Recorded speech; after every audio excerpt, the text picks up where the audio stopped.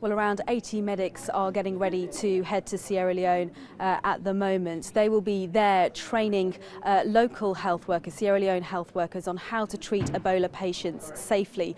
Joining me is Major Scott Hamspey and Captain Harriet Sloth.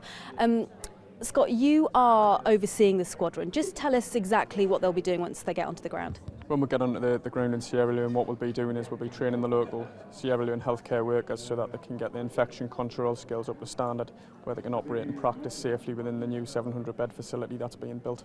And what does that actually mean practically then? How do you train people to treat Ebola patients safely? So that they're doing things hygienically, that they're cleaning up the equipment and the kit and the work areas, that they're wearing the protective clothing correctly, and that should prevent the infection and prevent it from being transmitted to them.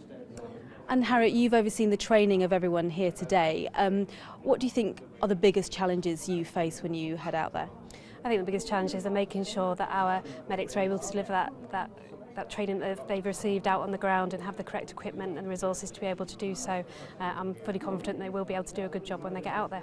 And you've got a huge task ahead of you, haven't you? Because the World Health Organization says we should expect up to 10,000 cases every week by December.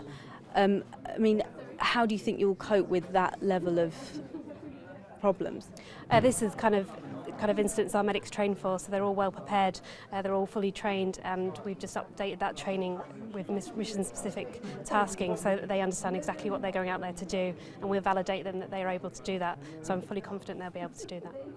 And how do you feel yourself about heading out? Because obviously health workers are at particular risk of contracting this virus. Hundreds have in West Africa. Are you worried about that? No, I'm very confident in the training I've received. I'm confident in our abilities as a team. Think we'll be able to work well. I think we're able to make a real difference out there and do what we're here to do essentially as medics. And what difference do you hope you can make to this outbreak? I think we can certainly make a difference and train healthcare workers and hopefully stop the infection from spreading anymore and delivering that training that we've received to a high level and high standard. Okay, thank you very much. Well, also on this flight will be the International Development Secretary, Justine Greening. She's heading over to see how the £125 million pledge of money from Britain will be spent. And she also says that key to ensuring that Ebola doesn't come to the UK, that people in the UK aren't infected, is ensuring that this is contained within West Africa. And that is why she says this pledge and these medics are so important to helping bring this outbreak under control.